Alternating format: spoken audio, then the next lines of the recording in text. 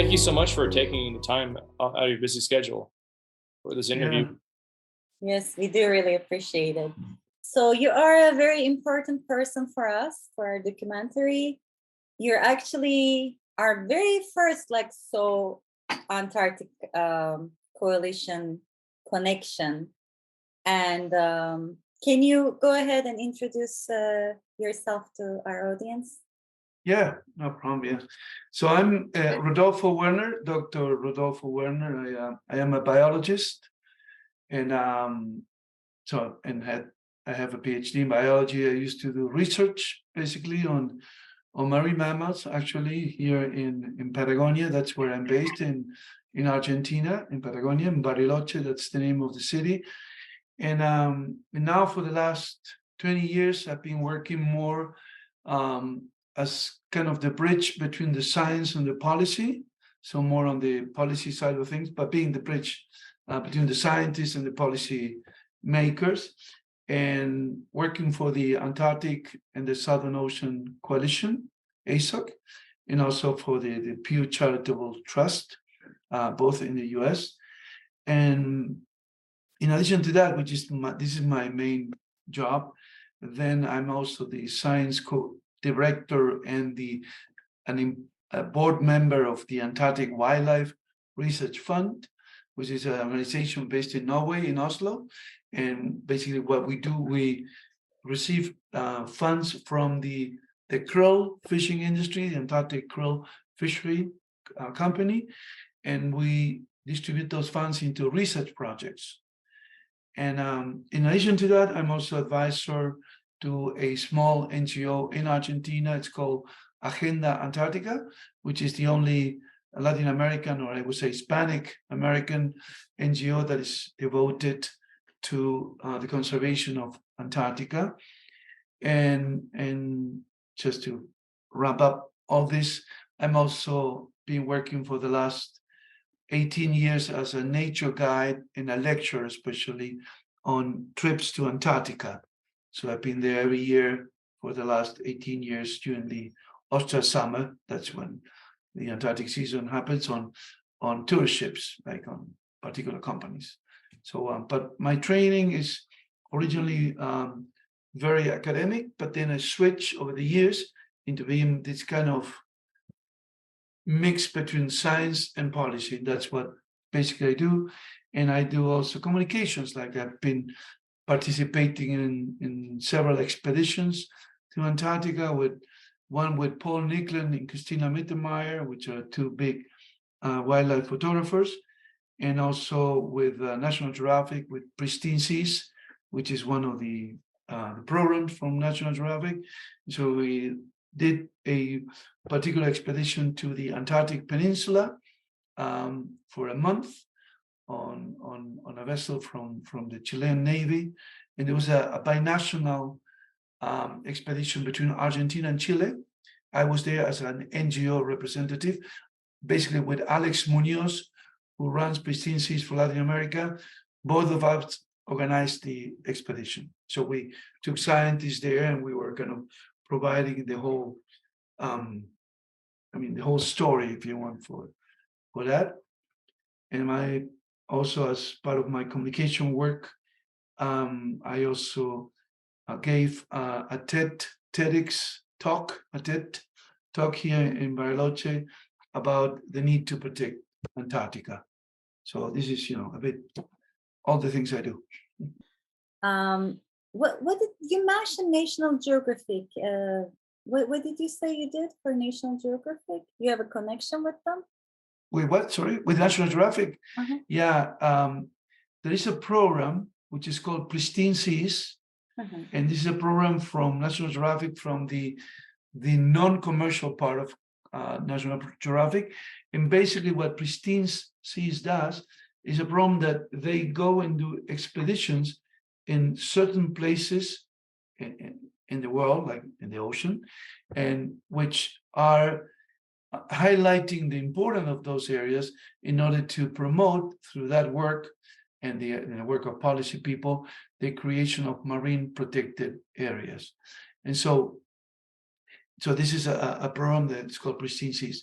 And we went to the Antarctic Peninsula because in the context of the convention that manages all the activities around Antarctica, which is CAMALAR, the Convention for the Conservation of Antarctic Marine Living Resources, there is a whole process in order to establish a network of marine protected areas around Antarctica. And there is one particular proposal that has been submitted to the commission, to this convention, for the Antarctic Peninsula. And that proposal has been developed by Argentina and Chile, which are two of the CAMALA members, of the CAMALA member nations. And so we managed to get scientists from Argentina and Chile on this Chilean Navy vessel with the whole staff of Pristine Seas to the peninsula. And so we've been doing underwater diving, filming, photography, also doing some monitoring around underwater. And that was a project that the expedition happened 2018, and we were going to release the film just before the pandemic. So we had this hiatus there of 2 years. But yeah, so this is the connection with Pristine Seas. As part of my work as a nature guide on ships, I spent many years working for Lindblad Expeditions, which is a company based in the US that has a partnership with National Geographic. And so also on the ship, I will meet many of the National Geographic photographers and so on. So these are all my kind of connections to National Geographic. You know, I've been never hired by National Geographic, so I do things with National Geographic connected people.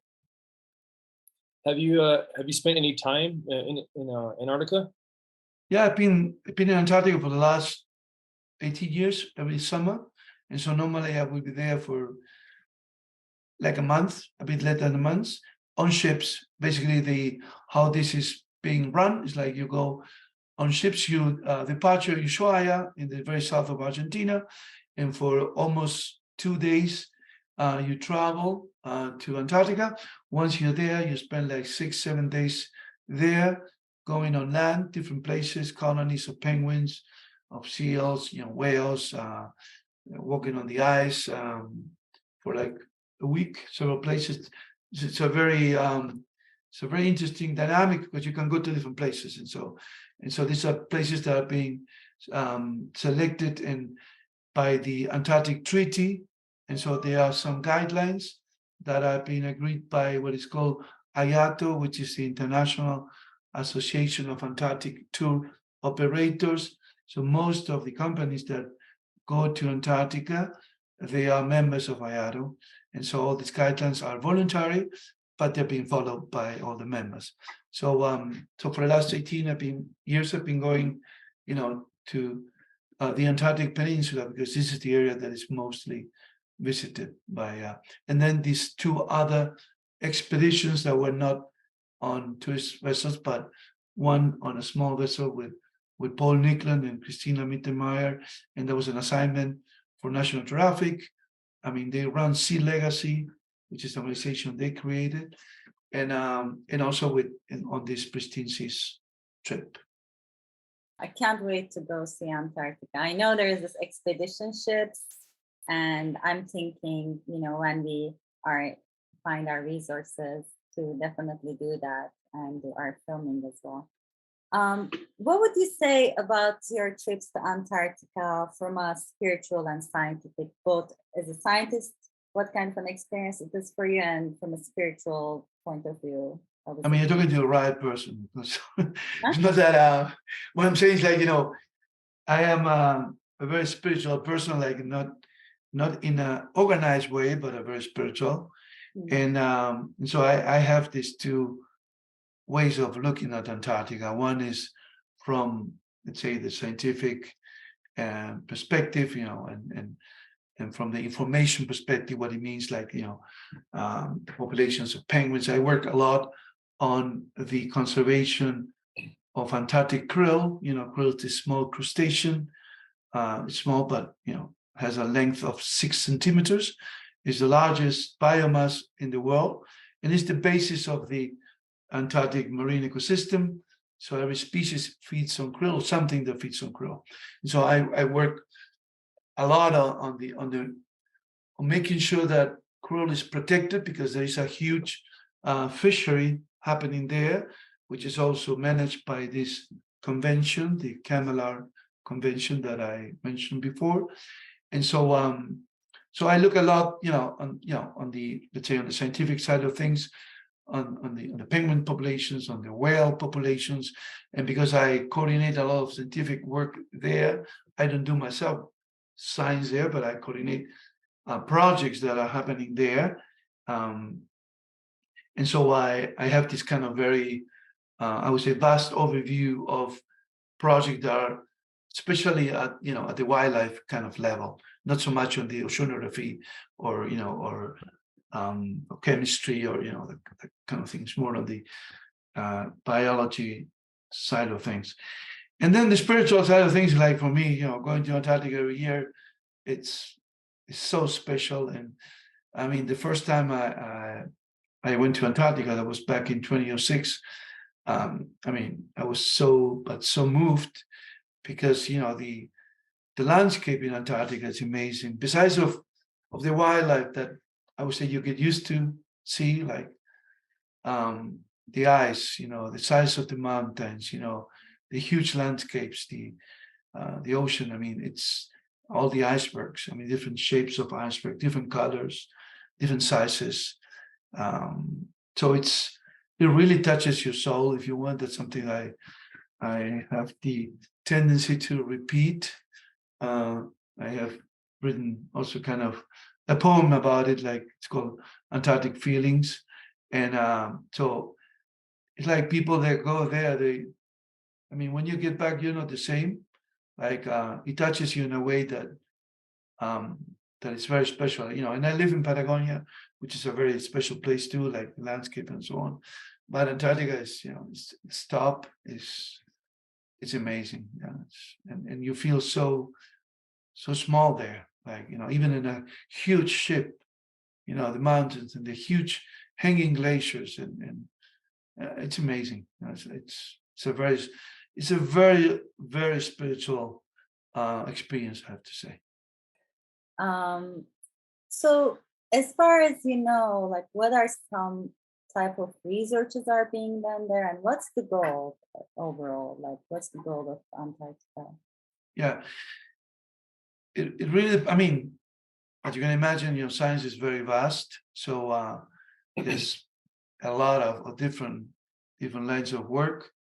The work that I'm more connected to is related to understanding I would say, the dynamics of the penguin populations. Like, you have different species of penguins, and so in different colonies.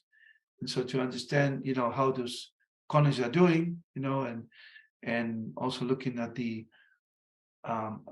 impacts of on the colonies from the krill fishing, for example, and also from climate change. And this is huge. Climate change is a huge thing in Antarctica, and in particular in the Antarctic Peninsula. Is one of the areas. I mean, it's very, it's a paradox that in Antarctica there are not so many emissions. I mean, there are emissions by the research stations, the vessels, and so on, but it's not so much compared to other areas of the world. But it's one of the areas mostly impacted in the world by the CO2 emissions and increasing temperature, in the water temperature and the air temperature. So you have a massive decrease on sea ice. Sea ice is the ice that is being formed every year during the winter. So every year we're seeing, or throughout the year, we're seeing the ice will form later, it will be smaller, and will stay for a short period of time. And there's a lot of consequences with, there are a lot of consequences when it comes to the whole life cycle of krill, the Antarctic krill, because the Antarctic krill, I mean, the females will lay the eggs, and thousands of eggs. They will go to very deep waters, and then they're going through different stages, larvae stages, so they're changing in the shape and the form. And when they get to a juvenile stage, they will feed on small algae, like unicellular algae that attach to the sea ice. And so when you have less sea ice, you have less diatom, this unicellular algae, and that has the consequence of that impacts the krill, so you will have less krill availability in those areas where I suppose there should be more. So the whole process of what's going on with krill, and because in how does krill moves in the area, because krill swims, but it's also being transported by currents, and then the whole life cycle of krill. And so these are all different aspects of, let's say, the biology of krill that are being studied, and I follow the whole story about penguins, whales. I mean, especially for example, humpback whales. I mean, they were depleted in the area at the beginning of the last century, like in the 30s and 40s. And now humpback whales are coming back since the moratorium of whale hunting, whaling. And so also we started to see some blue whales in the area, and fin whales and minke whales. And so the whole dynamics of whales and how whales interact with krill, and also the areas where they will go to forage. I mean, whales and penguins, and then the seals. We have, weather seals, crab eater seals, leopard seals, and so they are different. They use the habitat in a different way. Some they're more connected to the sea ice. I mean, they will hang around on pieces of sea ice.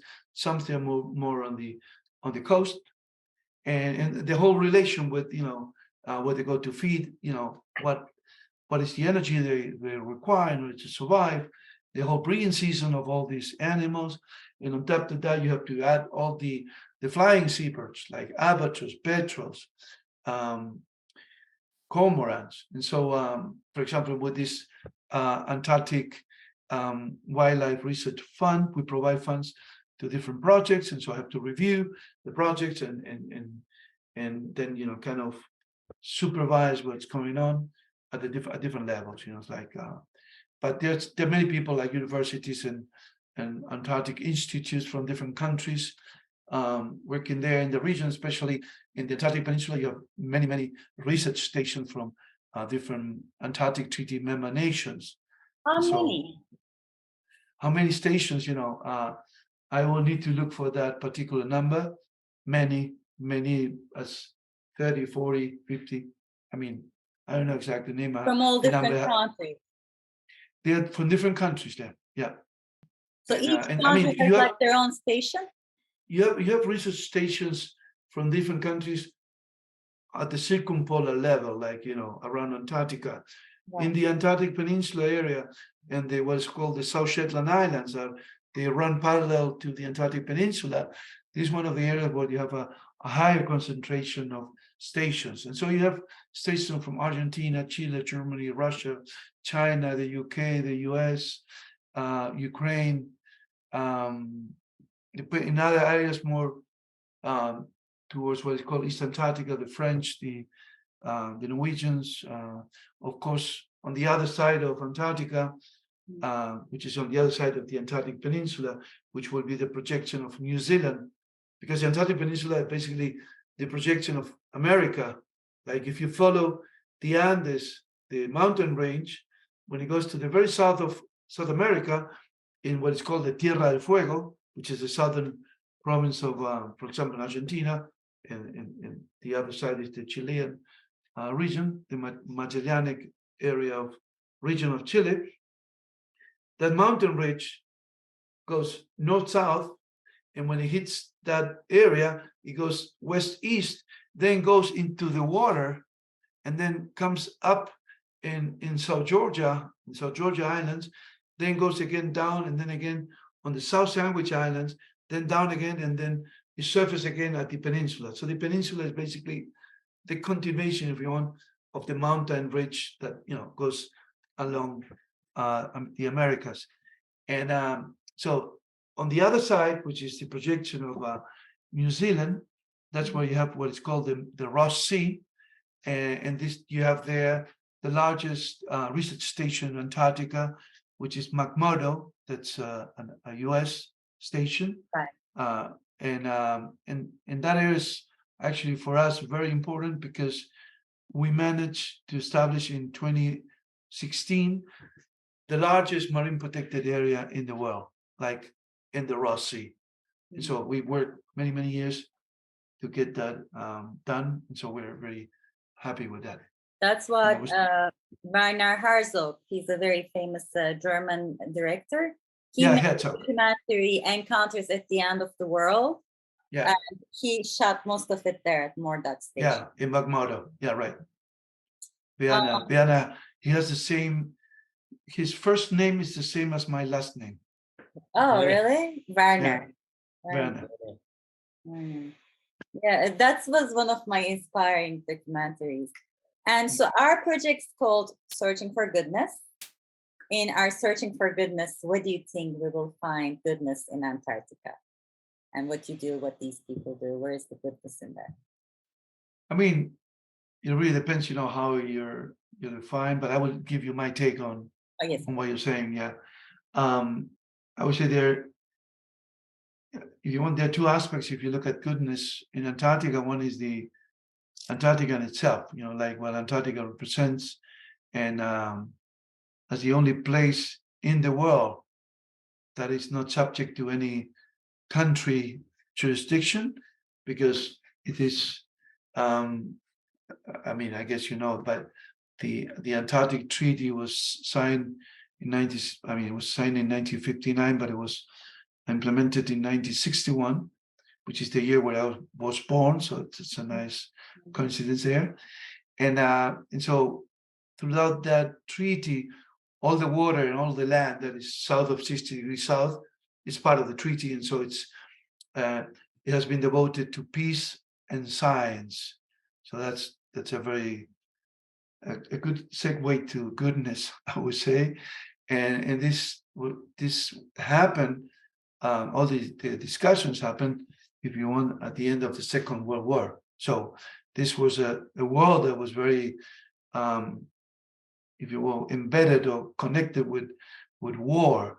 And in the context of that, there were some inspiring people that I would say they connected with the goodness within themselves, and they managed to push and promote the creation of this Antarctic Treaty, which is unique, and there will be no other place in the world that could have something like that.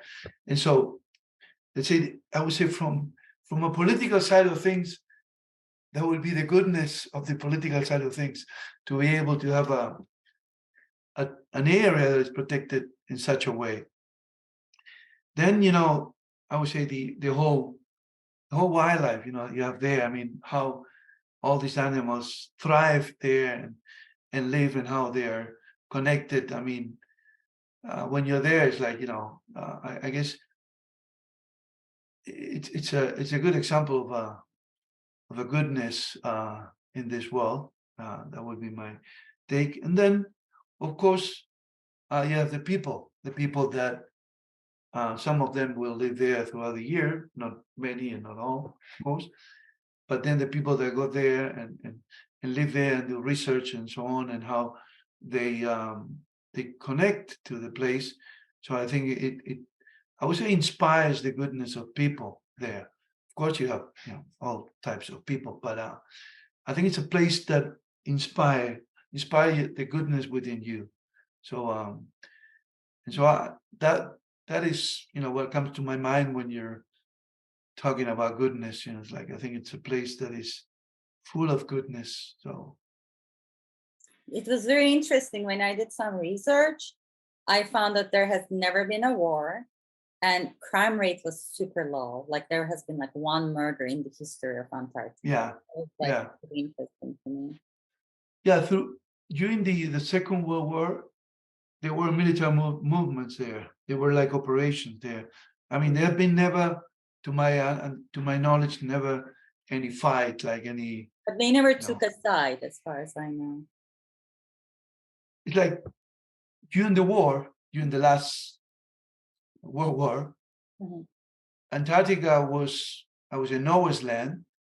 You have all these different countries that had claims on Antarctica.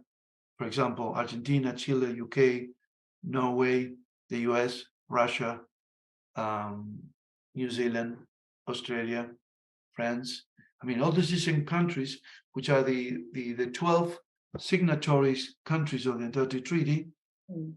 I mean, many of them, they were part of the world. So they they were in the different sides, if you want, the countries. But Antarctica, since it didn't belong to anybody, there were only claims there. But there were some military operations happening there. I think never they shot any bullets or cannons or something there, but they were, and this is what, in a way, was concerning for some of the political minds of that time, and they thought we have to make sure that that Antarctica doesn't become another battleground, and that's when they started talking about the Antarctic Treaty, and that ended up in the creation of the treaty, and like I said, I mean, I would say goodness prevailed there, and we got the treaty. So we worked a lot from ASOC and from all the organizations I'm part of. We work in a very conscious way in order to try to keep the treaty alive, throughout history. So Really nice listening to you. Yeah, you're a great interviewee, I'll say. Another question. So Armin and I, you see, we're like a two-people band right now. It's just us. We are very limited resources, but I've been wanting to do this. It's like my calling. My name is called Bessie, and the meaning of my name apparently is ode to God. And like a promise to God. I made a promise to God that I'm going to make this documentary. It's really like a calling to me. I don't know how else to explain it. I was working with an Academy Award-winning team that went to Sundance for a project. I did a lot of documentaries in the past. I have a degree in film. But I thought I would do a narrative work. And all of a sudden, I started to show interest to documentaries and started doing research. And I was writing about all different continents.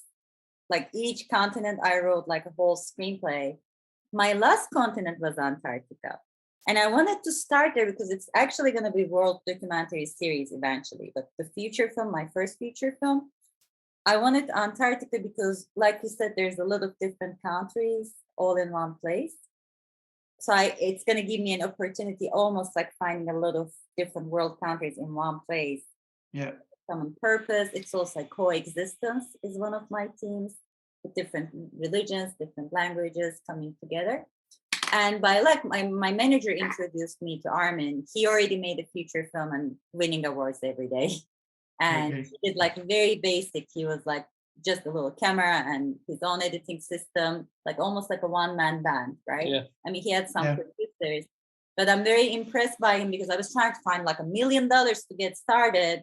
Then Armin's support and his inspiration got me started. Now we started interviewing people. We had some animal rights activists, but we do need support. So you mentioned you do support some projects. I don't know if you can, or can you maybe recommend us to some people who might be interested in being sponsors, there could be sort of grants we can apply to. There could be people who might be interested to be our sponsors. Any kind of help we can get. I know there's a lot of expedition ships go there. Even they give us a better rate. It's something. Even if we find a station who opens their doors to us, like they did to Harzop, and say, okay, you can come and stay here for a week. Whatever support we can get would be amazing. Okay. Do you think you can help us to get in touch with some sponsors like that? Yeah, I mean, I have to think about, because that's one of the big challenges of all this. I don't manage myself like funds, like I normally work in my capacity of a science coordinator, and I don't do the fundraising, but I've been working also in the last year on a film that I'm one of the characters in the film, that is about surfing the most southern world wave in the world, and that is being produced by what they call the Gauchos del Mar, which is two brothers that have been filming in Africa and in towns in Chile, in Malvinas, the Falkland Islands, and so on. And so and they are right now in the process of editing the film, and so I'm trying also to help them, get also support to finalize the film.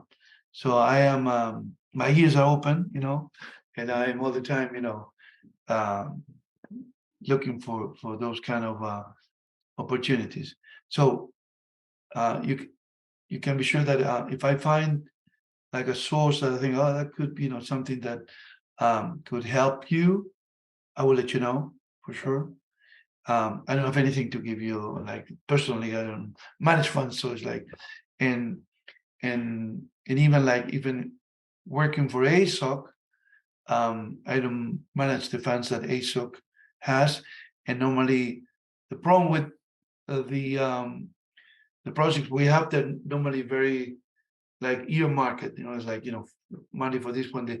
When we get budget from somebody, from another organization, and so there's not so much room for supporting. This is one of the challenges I have with the film with the Gauchos del Mar. And but if I, because you never know, but if I get access to a source that I think, oh, this is something that could help you, I will let you know. I'm thinking about your trying to go to Antarctica, and probably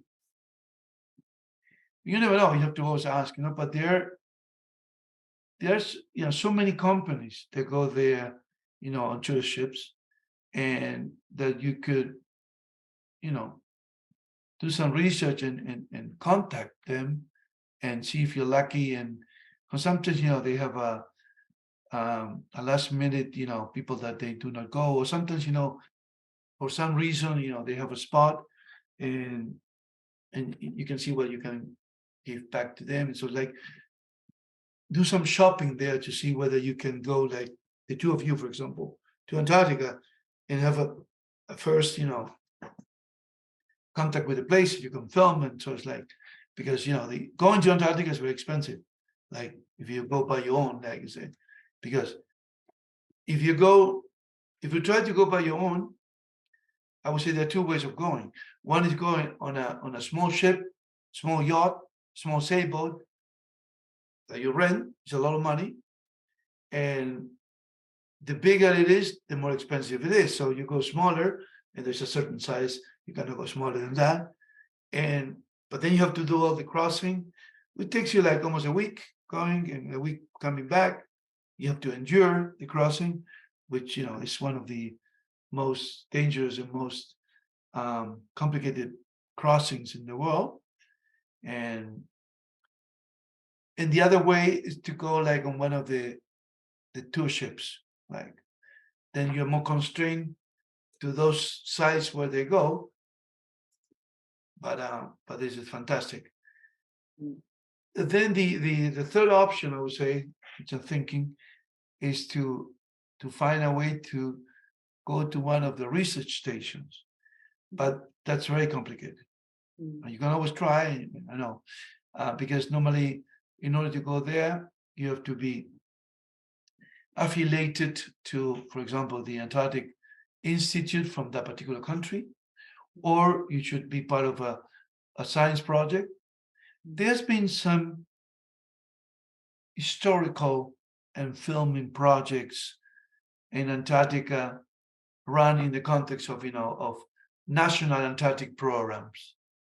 But then you have to find, what country you can go, and, how open they are. So I've never been like I've been to many research stations, but always from the expeditions I went to, or from those cruise ships, because sometimes we visit some of the research stations, but never been through, let's say, the Argentinian National Program, Antarctic National Program to Antarctica. And I tried a couple of times, but it's difficult because you have to be part. I mean, they're so but you have to shop around, try, talk to people, see, somebody. But there's also a lot of grants available for documentaries. There's International Documentary Association. We have a fiscal sponsor from the Heart Productions, and there's grants out there. But when we're applying for grants, can we say we have your support? We have a representative, at least from this organization, supportive of our project. Support doesn't mean anything financial, but you're supportive of our project as well. But yeah, of course, you can say that. Like a reference, can we use you as a reference when we're applying? You can use myself as the reference. Thanks. Like based on this conversation we have. Great. And you can contact me anytime, with questions, or do you know this, do you know the other one? I'm always happy to help people. They are in general they're okay. Like you say, the animals are okay. In the case of in the Antarctic Peninsula area, there are populations, some certain colonies from Adelie and chinstrap penguins. These are two of the species there that have been declining more than 50% in the last 30 years in that area.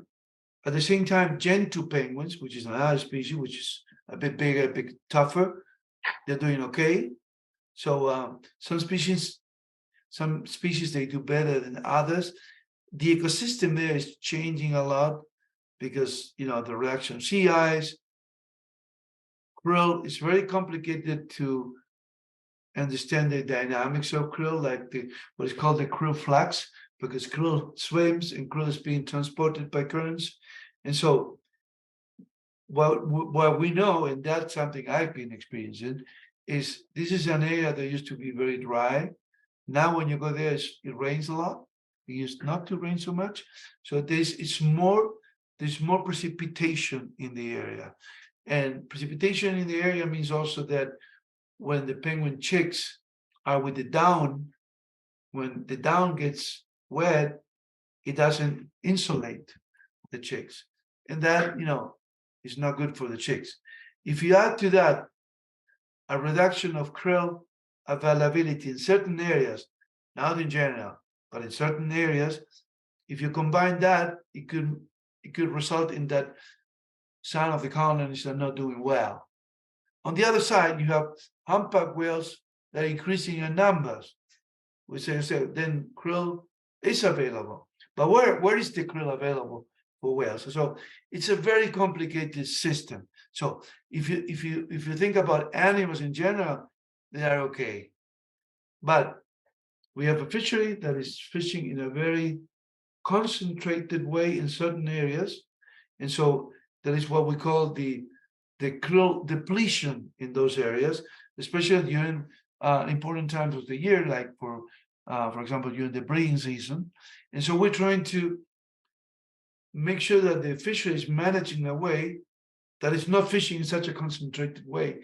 And if it is, that we monitor the effects to be able to say, hey, wait, guys, it's not good, you have to move somewhere else.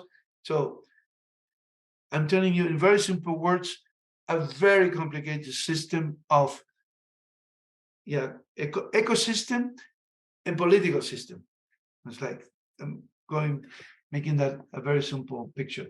But you can now go to Antarctica and say, oh, poor animals are not doing well.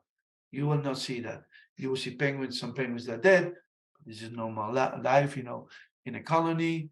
But you see whales. So it's like some species are more associated with sea ice or ice on land that they prefer in order to breed than other species of penguins, for example. But you're gonna go there and say, oh, look at all these animals are dying, oh, horror. That's not the case. That's not what you can see. You're gonna see them Yeah. thriving. But we see, there is climate change having a strong impact. climate change having a strong impact means there, like I said, the impact on the sea ice has impact on krill and other species. So from our perspective, it's like, since this impact is going on, we should be very precaution in what we do, especially when you fish. So, because we're gonna stop the krill fisher even if we want. We're trying many times, but so we're trying to make the fishery to behave well. And when I say behave well, it seems very simple, but to determine how much krill you can catch, where, when, how, it's very complicated in order to come up with, oh, this is if you catch so much krill, okay, that would be fine in this area. So how much is how much? It's like, it's very complicated.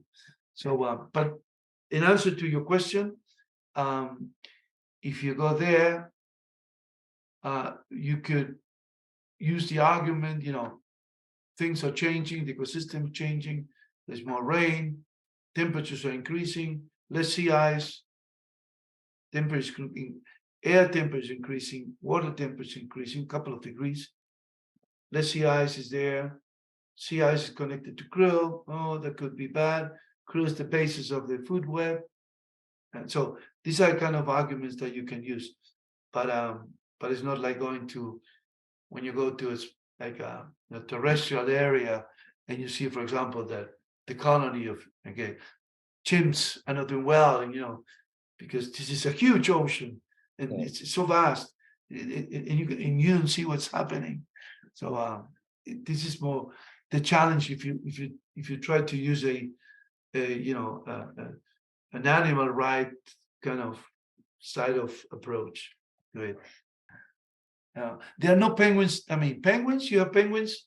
I would say, just so that you know, not only in Antarctica, you have penguins on the coast of Argentina, on the coast of Chile, in South Africa, and Australia, the Galapagos. The Galapagos is how far you can go. Up of the equator, there are no more penguins. The animals that in the Arctic, I mean, they're not all over the place, but the animals that take a similar niche, than penguins in the Arctic, although they fly, they look similar and they fly, are the puffins that you see like in northern Scotland, in the Arctic, these small birds like black and white, but they fly. They're not penguins, but they, in a way, they occupy a similar niche, when it comes to feeding and so on. In the Antarctic, is there a decline of polar bears in the Antarctic? In the Arctic, I guess, I mean, I would say yes, but I'm not the expert, so I won't be able to tell you any specifics of that. But yes, I mean, the problem with the Arctic, just in case you don't know, is that Antarctica is a continent, like it's Earth that is covered by ice. The Arctic is only ice. Once the ice is gone, there's nothing. There's the water, and it's a big problem because, I mean, the smaller the ice, or I mean, in the Arctic, there is less habitat for polar bears to walk around, to move from one area to the other. That's the reason why normally in cartoons or so on, they put the polar bear on top of a little iceberg, and if that iceberg is gone, there's nothing. Right. Of course, you have areas in the Arctic, not in the high Arctic, where you have the coast of, Canada or, Russia and so on. But in the Arctic, like the center of the Arctic, it's only ice. So I traveled to Alaska 5 years ago, and it was sad to see glaciers disappearing. I mean, I was watching them right in front of me. Yeah, we have the same here in Patagonia, and I've been once with Al Gore. I went on one of the on the cruises, and he had this project called climate change, climate reality. And it was a project. We went to Antarctica with 90 very top people from all over the world, like to talk about climate change. I mean, I went as a guide, as a nature guide, so I didn't participate in discussions. You know, when I go to Antarctica as a nature guide, I don't exercise my the real work I do, like, because, you know, normally I I am of the, I mean, I won't say one of the top people, but in the NGO world, when it comes to Antarctica, I am one of the, I've been one of the longest people working from the NGO perspective on Antarctica for more than 20 years. And so, I'm very well known in the whole system. When I go on a tour ship, I play my nature guy, you know, role, and I'm sit on the back, you know, and I give lectures and so on. But on that trip, it was about climate change, and so we had, you know, very top people there, and it was a very powerful trip. And I thought, you know, something will happen after this.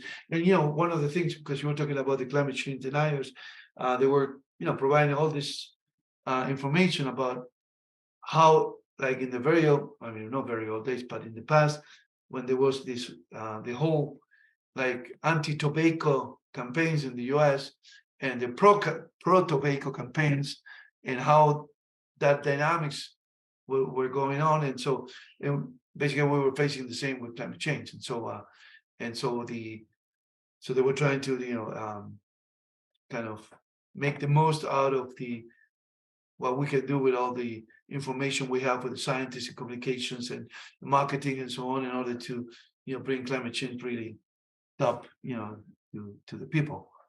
And so that was a very, very interesting trip. That was like more than 10 years ago. So it's like, Thank you for sharing. Yeah, once we, get bigger, maybe we manage to reach Al Gore too. yeah. Like work with him. Okay, well, climate reality. Thank you so much. You have been wonderful, wonderful Thank for you. everything you shared with us. Really appreciate it.